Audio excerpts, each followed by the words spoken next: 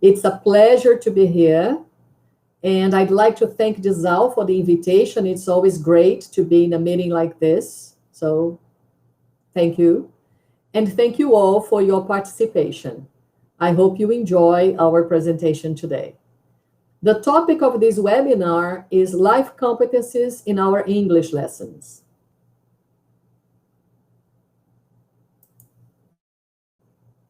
Today, we are going to look at the life competencies our learners need to succeed in a world that is changing fast, and how life competencies can be embedded in our English lessons. Let's take a look at who our learners are. Our learners are not just, especially teenage learners, they are not just learning English. They're learning many skills besides language.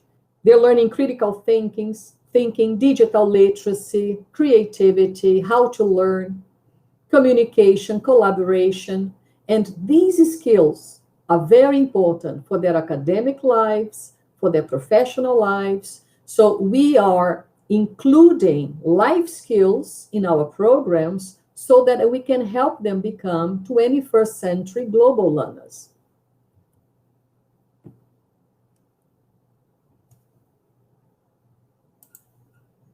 How can we prepare our students to succeed in a world that is changing fast? We see the increasing need to work together with people from around the world, to think creatively, to solve problems, to analyze sources more critically, to communicate our views effectively, and to maintain a positive mindset in an increasingly complex world. And the learning journey that our students will go through has different stages, and life competencies vary across each one of them. So what are the stages of the learning journey? The first stage starts at pre-primary. We're talking about 3, 4, 5-year-old kids. Then they move to the second stage, which is primary, our Ensino Fundamental 1. Then they go to secondary. Secondary in Brazil involves lower secondary, Ensino Fundamental 2, and upper secondary, Ensino Médio. Then you have higher education and adults at work. The exact boundaries between each stage will vary between different countries and different contexts, as will the expectations of what learners at each stage will be able to do. We have to consider then life competencies, but at the same time, the stages of the learning journey. The Cambridge Life Competencies framework gives us 6 core competencies, which are creative thinking, critical thinking, learning to learn, communication, collaboration, and social responsibility, supported by 3 foundation layers: emotional development, digital literacy, and discipline knowledge. But what are competencies? Competencies are defined as a combination of knowledge, skills, and attitudes, where knowledge is composed of the fact and figures, concepts, ideas, and theories which are already established and support the understanding of a certain area or subject. Skills are defined as the ability and capacity to carry out processes and use the existing knowledge to achieve results.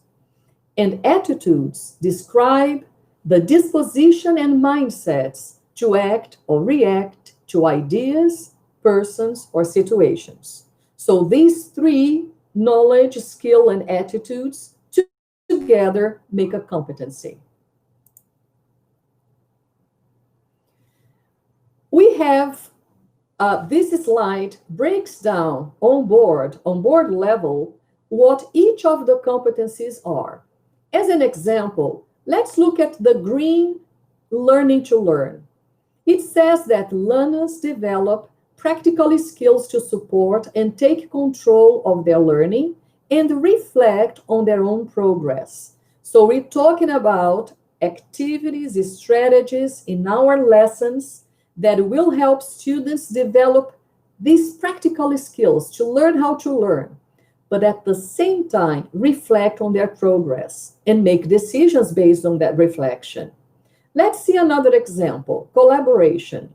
Learners work well together in groups through actively taking part in group activities, listening to others, sharing tasks, and finding solutions to problems. So here, it's not just a question of working in pairs or in groups, but being a good listener, listening effectively, being able to provide feedback. So several activities can be given to learners so they develop the competency of collaboration. How can the Cambridge Life Competencies framework help us teachers develop these competencies to learners? Well, first of all, competencies are broken down into core areas, either 3 or 4 core areas. Taking learning to learn as an example, we have here 3 core areas: developing skills and strategies for learning, taking control of own learning, and reflecting on and evaluating on learning. Each of these core areas are then broken down into components. Let's see the middle example, taking control of own learning. What does that mean? Setting goals and planning for learning, taking initiative to improve own learning, managing the learning environment, and managing attitudes and emotions. But it's even better for us because we have the competency, the core areas, the components, but then these components become can-do statements. And we are very much familiar with can-do statements. The difference is that the can-do statements are not linked to language learning, but they are linked to life skills development. So let's look at some examples of can-do statements for the competency of learning to learn, but in different stages of the learning journey. Let's see, for example, pre-primary. The learner asks the teacher for help. Very simple, can-do statement. I will practice with my students activities to make sure that the learner asks the teacher for help. When you go to secondary, another example of can-do statement, the learner produces a revision plan to focus on key skills and knowledge in a systematic way. An example of an adult at work. The learner sets achievable language learning goals. For example, related to specific skills or exam results. So different can-do statements, all of them related to learning to learn, but different because they are adapted to the stages of the learning journey.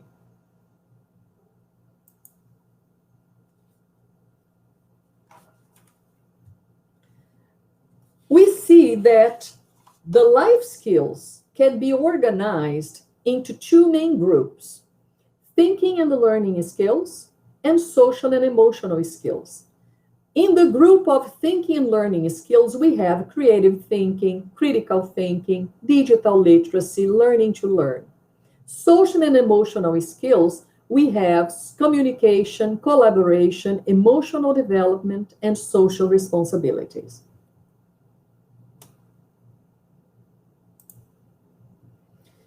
If you want to learn a little bit more about the Cambridge Life Competencies framework, my suggestion is to go to this address, www.cambridge.org/CLCF.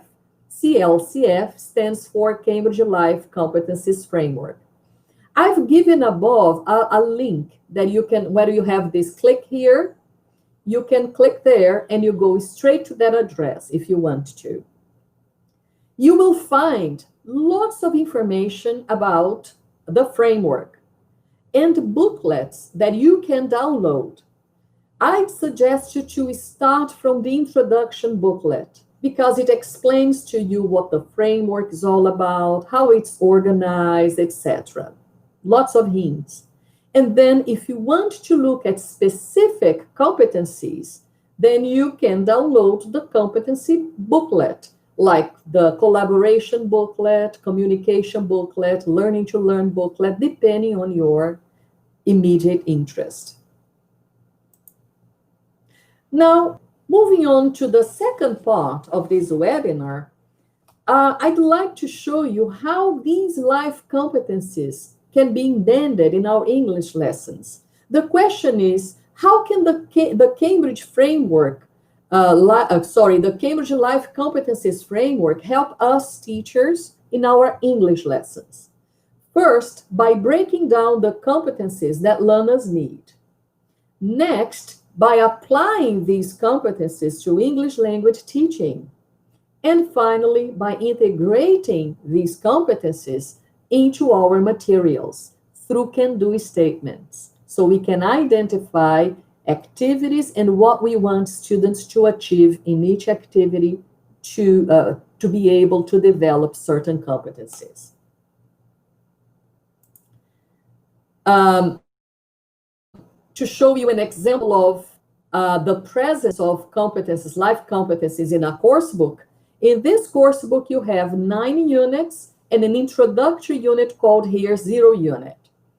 Then you have all the list of the Cambridge Life Competencies, creative thinking, critical thinking, learning to learn, etc.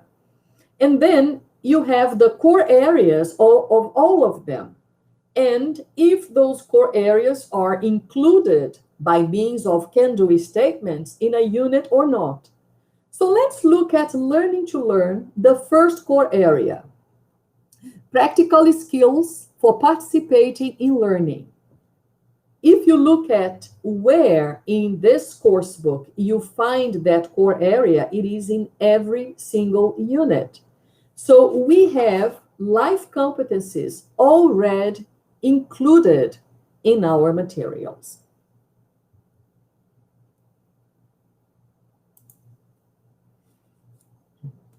I'd like then to give you some examples of activities, strategies, exercises that help students develop different life competencies. We don't have time to focus all of them, so I've chosen 3 for this webinar. Let's begin then with learning to learn. Remember that learning to learn has 3 core areas: developing skills and strategies for learning, taking control of own learning, reflecting on and evaluating own learning. If our learners, through several activities, become effective learners in terms of learning to learn, they will use a variety of learn-to-learn techniques, and they will identify goals and reflect.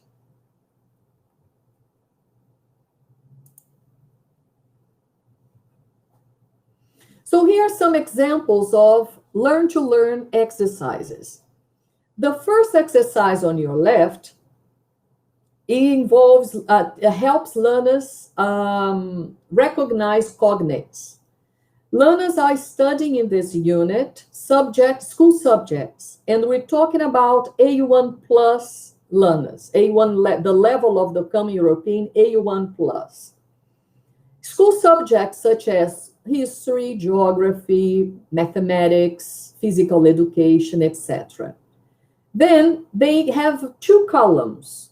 The first column says, fill in here similar words that are similar to the names of subjects in your language, in my language in this case, in our case, Portuguese. So several school subjects are quite similar. They are cognates in relation to Portuguese.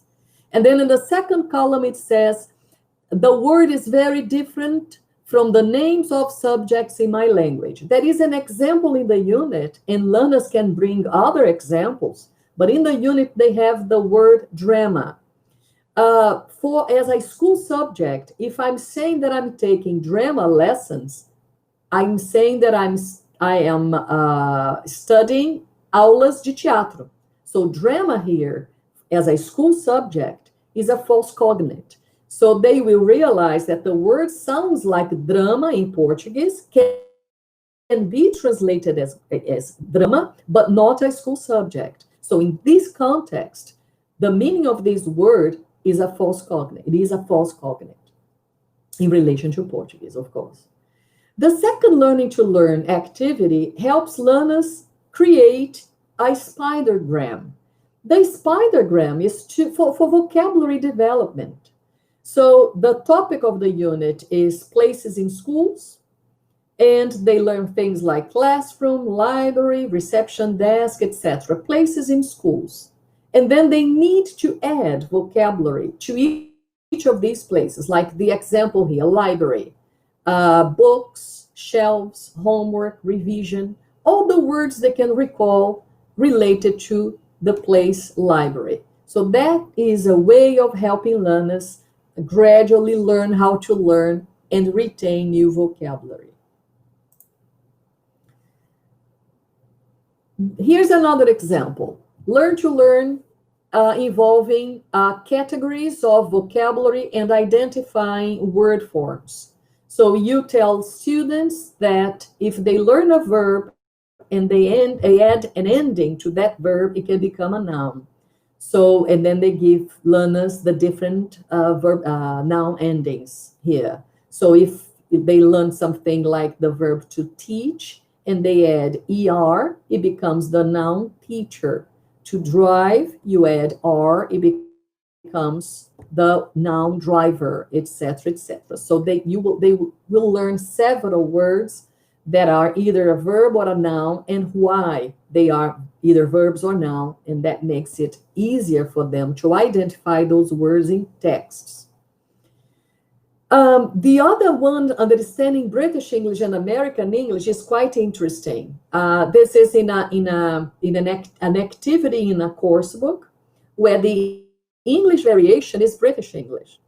And then learners are invited to read a text about a holiday in an American camping site. And of course, it is written using the variation of North American English.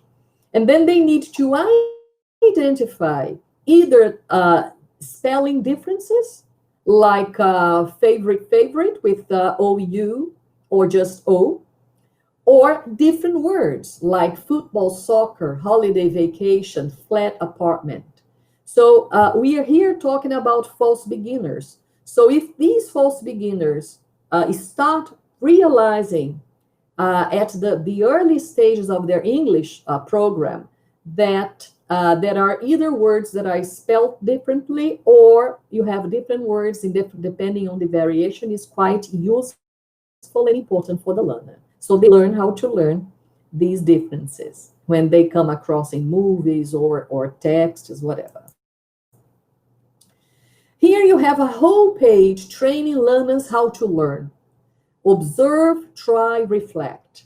So we're teaching here the learner how to organize their notebooks. Of course, the purpose is revision of vocabulary, learning new words, also grammar, for consolidation of grammar, and then you have several activities to help them organize. At the end, they should do their notebook, do something on their notebook based on what was presented, and then reflect on what they did. Quite interesting. This is quite nice. You teach learners how to work in pairs. And when you look at the blue sentence, work in pairs, and then you have a blue sentence, it says, when you work in pairs, you learn from your partner.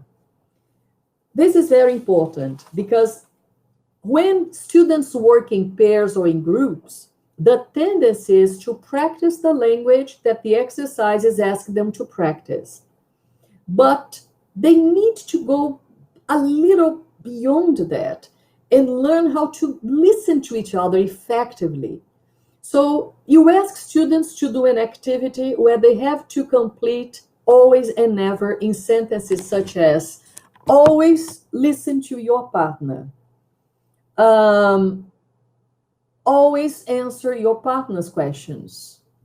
Never speak at the same time as your partner. Always help your partner with words they don't know. Never laugh at your partner's mistakes. And always ask questions to your partner, to your friend, to get more information. So first, they complete these sentences with always and never. Then you give them a paired work activity, and then they reflect on the activity, thinking of their behavior, if they listened with respect, if they asked questions, if they learned something that they didn't know from their partners. So you not only tell them what is nice about working in pairs, but you give them an activity and they reflect on their behavior. This takes time. If it were just a matter of giving them an activity and they will become perfect students in learning how to learn from paired work activity, that would be excellent, but it takes a while. It's training, it's practice. Another thing that helps learners a lot reflect on their learning is a very simple chart called KWL chart, where K stands for what I know, W stands for what I want to know, and L, what I have learned. This is excellent. This is an excellent chart in situations like the beginning of a new unit, as an introduction to a text, beginning of a CLUE lesson. CLUE stands for Content and Language Integrated Learning, where you have, for example, you have a unit where the whole unit is deals with English language teaching. And then you have a session at the end of the unit where you will teach learners something using English as a tool. It can be a geography lesson, a math lesson, a history lesson. We call this CLUE, Content and Language Integrated Learning. So before you start a CLUE lesson, the KW chart can be quite useful. So this chart is a way of personalizing the learner's learning of something, what they already knew about a topic, what they want to know, and then they can do research about it or ask their partners about it, and then what they learned after you finish a lesson, or you finish a text, or you finish a CLUE lesson, a project. Self-assessment is quite useful, and it can be very simple. From I don't agree, I no, the answer is no, or okay, or yes, I did it. So we can have things like can-do statements. I can name 13 sports in English. I finish a unit or a lesson, I can name 13 sports in English. If I think I can, the smiley face is going to be my answer. So self-assessment. But you can also have a different type of assessment of self-assessment where learners are not only checking the language that they learned in a unit, but they are checking how they behaved in a project work, for example. So project work and reflective learning. We have the phases of the project involving speaking, writing, and other skills. And then the evaluation key will go from I'm not happy with how I did this, so it has to do with their participation. I did okay, but I could do it better. Or I'm very happy with how I did this. And examples could be things like to write the scenes of a dialogue of this project. I need to give ideas and make suggestions. Then I ask myself, in the group, did I give any idea at all? Did I make any suggestion? So I will evaluate my participation in the project. Quite interesting, this type of self-assessment.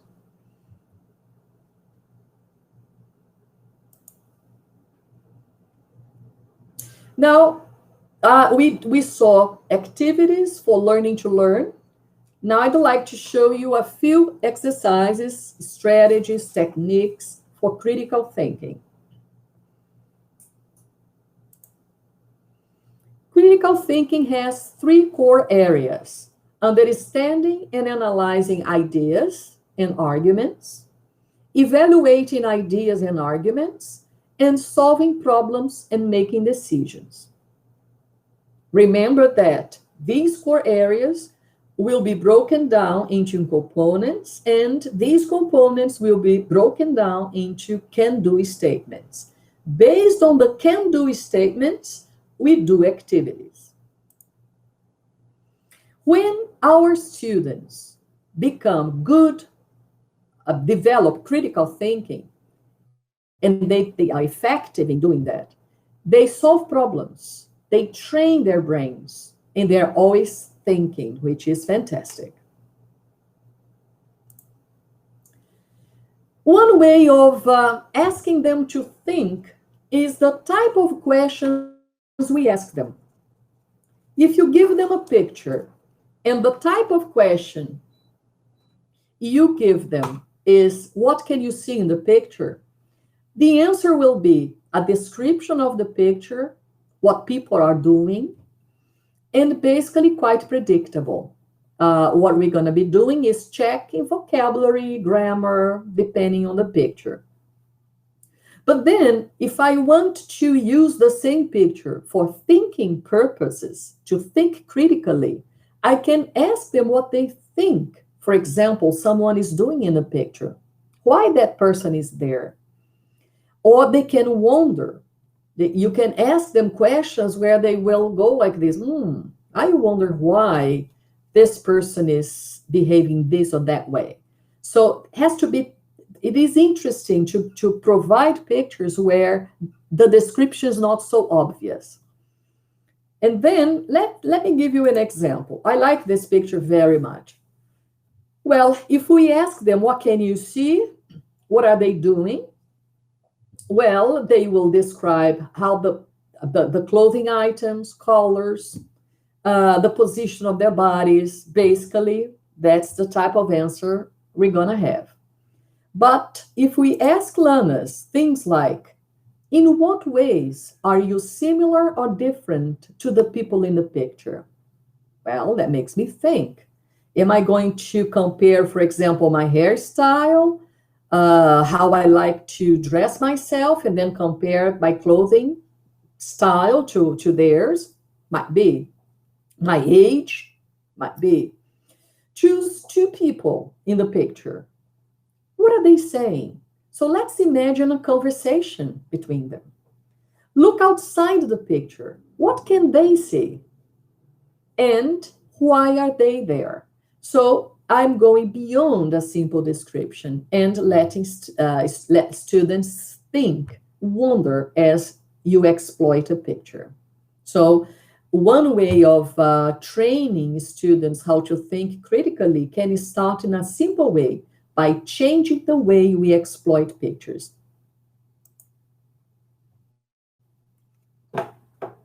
It's nice when you're helping learners to train their brains, to give them a sense of achievement, which can be done in two quite simple ways. You can give them a specific number. One thing is asking a simple question like, why do people do extreme sports? They will give us an answer like, because they like it, because they want to feel it. They can give one answer and they're happy with it. But if you ask the learner, think of 3 or more reasons why people do extreme sports, either individually, in pairs, or in groups, now you're giving them a sense of achievement, because if they give you 3, they achieved what you ask them to do. If they give you more, even better. Time limit has the same purpose of training our brains.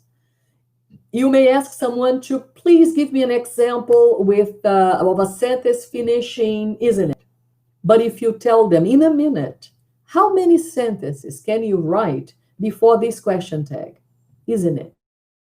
And then if they give you one, it's fine. If they give you 5, even better, right? So sense of achievement is quite nice.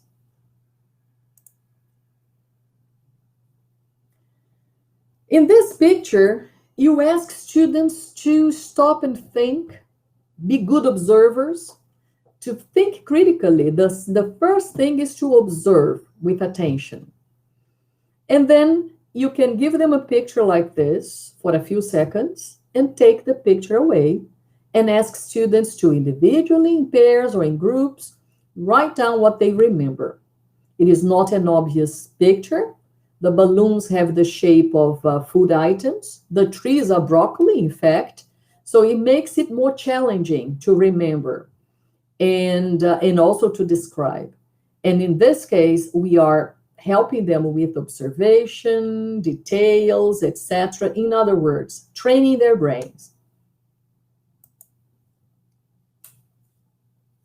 Puzzles are also interesting. You can give them anagrams, word snakes, codes, and then even ask your students which types of puzzles they like best, and then bring them more of the puzzles that they like best.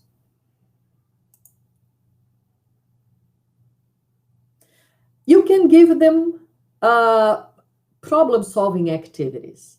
This is an interesting problem to solve. You have a crow, then there is this walnut.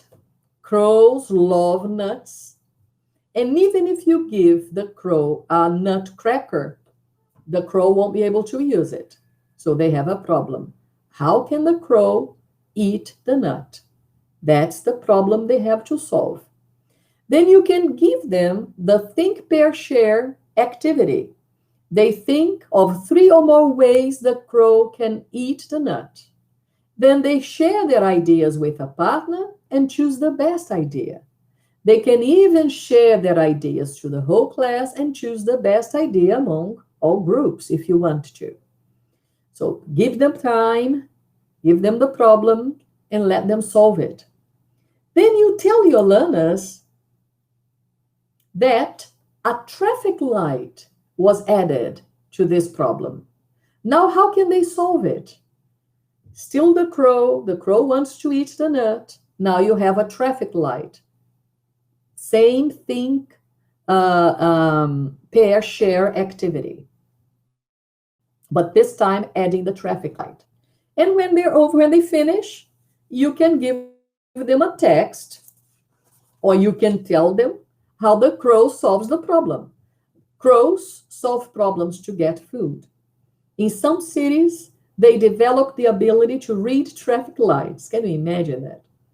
They wait for the red light, place a walnut in the road, then fly up and wait for a car to drive over the nut and break it open. Then the crow picks up the nut and eats it. Fantastic, isn't it? So one thing about all the activities that we are talking about here, the result is nice, but the process is what counts. So in problem-solving activity, it is the process that is important. We want them to think. So if you want them to think, any idea that they bring is great, although it might not be the right answer. So there is no right or wrong. In terms of processing, every contribution from learners is welcome.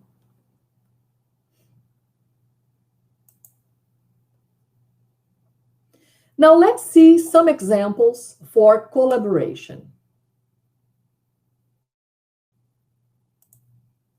Collaboration has 4 core areas: taking personal responsibility for own contribution to a group task, encouraging effective group interaction, managing the sharing of tasks in a group activity, and working towards task completion. So notice that most of the activities I've shown you, students could have worked in pairs or in groups, or even a class activity. But while they were doing those activities, we were focusing on different life skills, different elements of their behavior, etc. In this case, we are talking about pair work, group work, class activity, but what we are observing is how much do I contribute to a group work, to a completion of a task? What's the kind of participation that I actually have so that the activity that was given to me will be concluded with my participation on it. And effective learners, when they develop collaborative skills, they listen to each other and give feedback. They learn from each other. They pull ideas and work together. That's what we want by giving them activities to practice collaborative skills.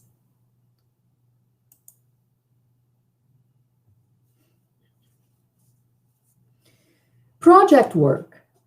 In all stages of the learning journey, project work is welcome.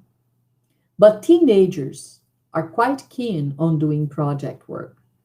And when they do project work, they develop several life skills, such as they learn how to be innovative, how to use social skills, how to question actively, how to think critically, how to work collaboratively, and how to create. So several life skills in a project work. So project work is quite important for developing life skills, autonomous learners, independent learners. It helps a lot.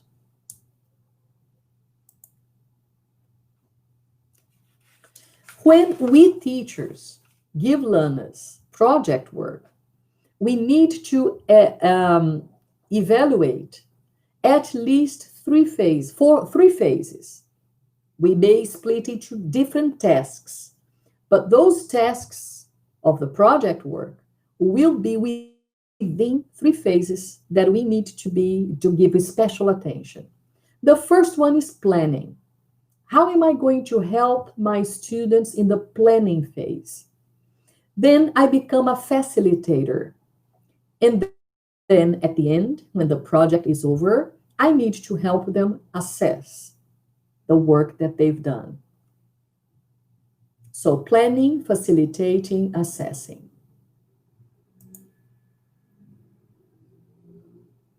Planning for collaboration. If you look at the bottom of the slide, you have the competency, collaboration. You have the core area, taking personal responsibility for own contributions. Then you have can-do statement, and in parentheses, collaboration objective. The learner follows the instructions for a task. The learner explains reasons for their suggestions and contributions.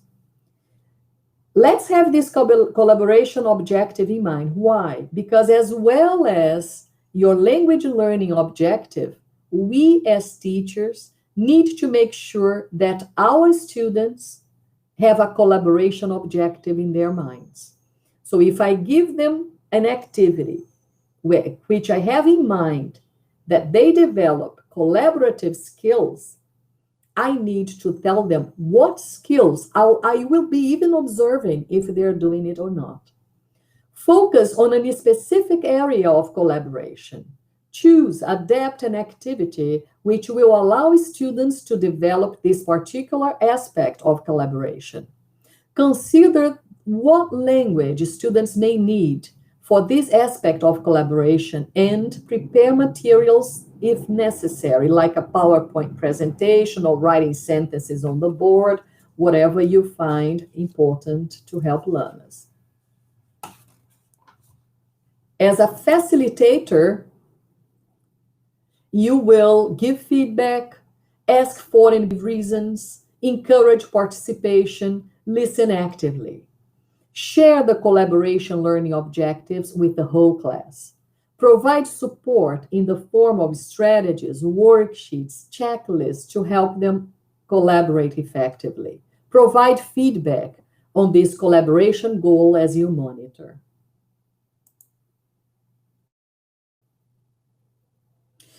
It is fundamental in project work that you have time management in all the stages and all tasks.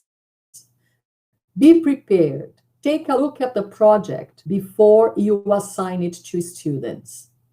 Divide the project into smaller tasks, such as research, preparation, organizing, notes, or brainstorming. Prioritize and set short-term goals.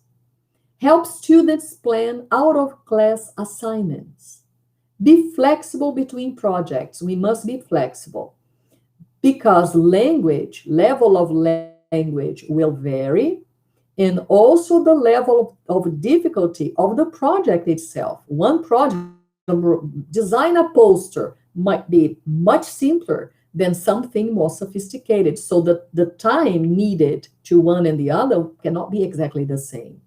And set a time for presentation. Let's imagine you split a group into a class into 10 groups.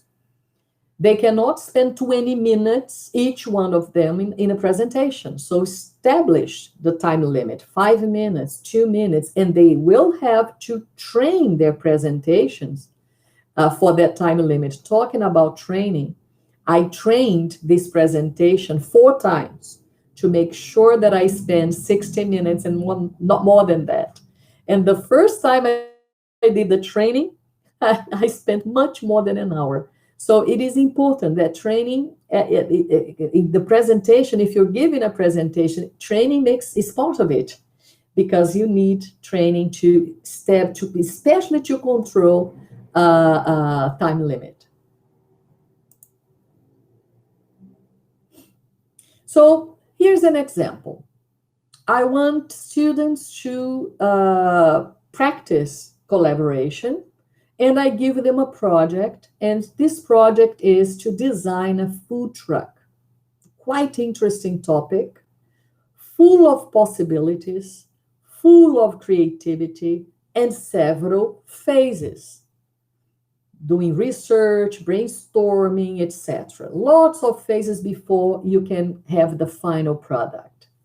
And then one thing that we need to help students do is to assign roles to our students, because otherwise they can get lost in organizing the project, in working in a collaborative way.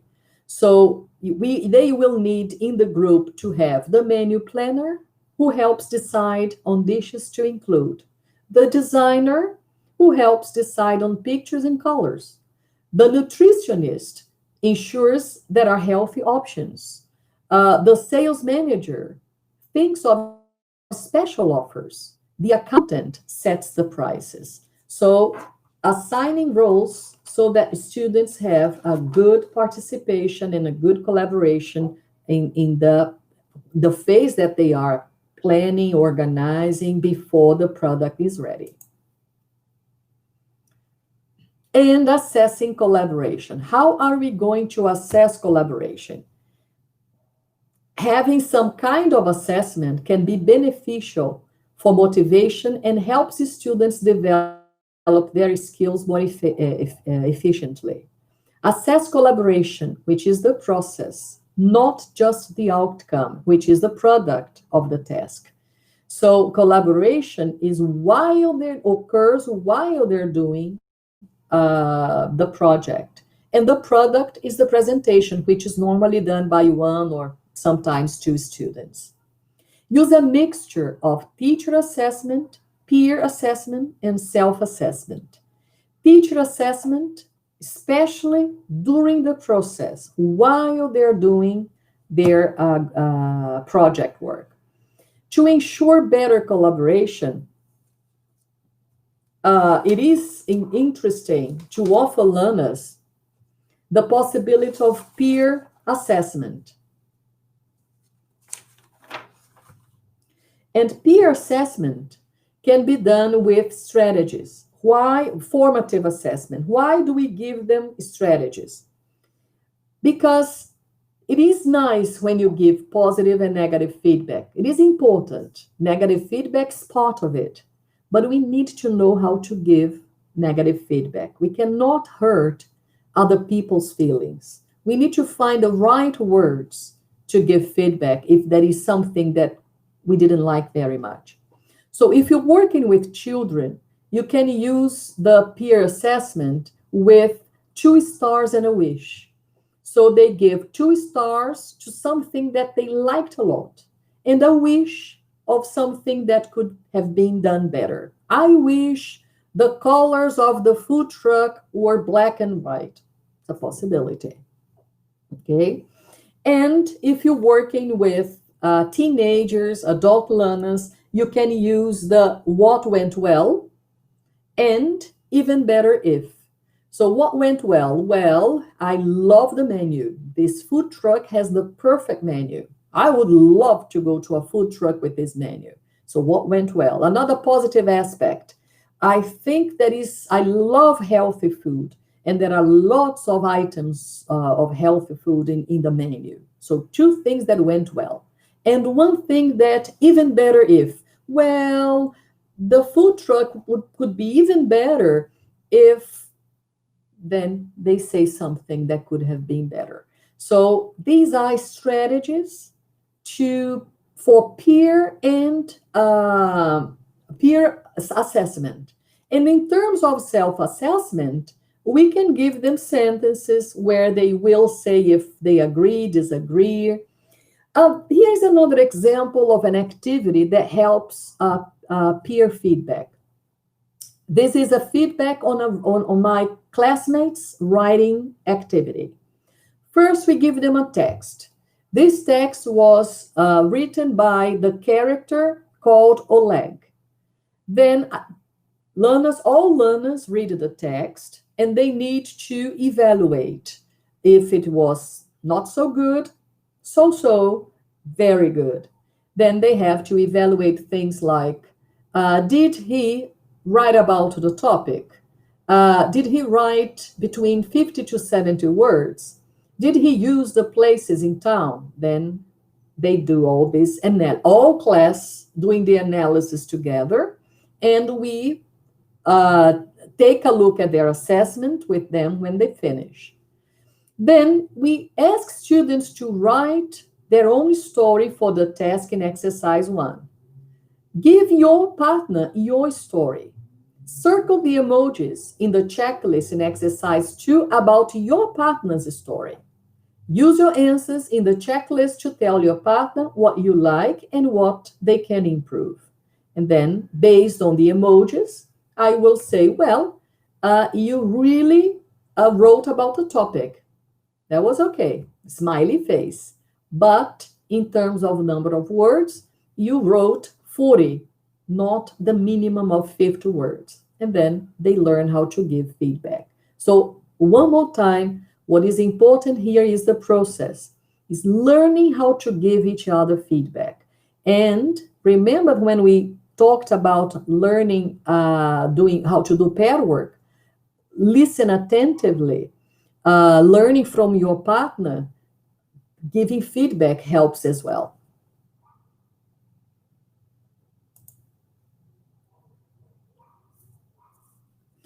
Here is another example of peer feedback, but the project is over. This is a leaflet about sports. The class was split into several groups. Each group designed a leaflet. And then we ask either the whole class to look at the lift or in pairs or groups. And then they should talk about their classmates' leaflets to complete these notes. So we guide them in their observation. Which sport is the most interesting? Which leaflet has the best design? And which sport do you want to try? Why? We can think of other questions as well. What is important here is to give them a chance to give each other feedback, but by guiding them on how to do it. Well, I believe this is okay. This is a good moment for questions if you have any. I want to thank you for your presence here, for your participation. I'm afraid I can't read well all the names, but I see some people here. Thanks a lot. Thank you very much, Eva. Thank you, Adriana, Guilherme, Lilia, Michele. Okay, very nice. Very nice. Thank you. I thank you very much. I hope the topic was interesting. I hope you visit our site and download the booklets I've mentioned to you. As I said, on top of your screen, you have the Cambridge Life Competencies framework. Then you have this click here. It's the link to the site if you want to. Thank you. Very nice.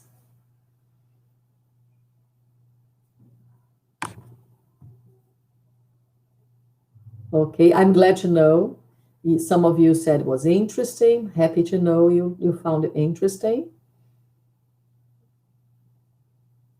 So, I'm glad to know you. Very nice. Helpful tips. Really good. Thank you. Yes. This presentation was recorded, and you will be able to watch it as from next week at the Disal channel on YouTube. Okay, so it will be available soon.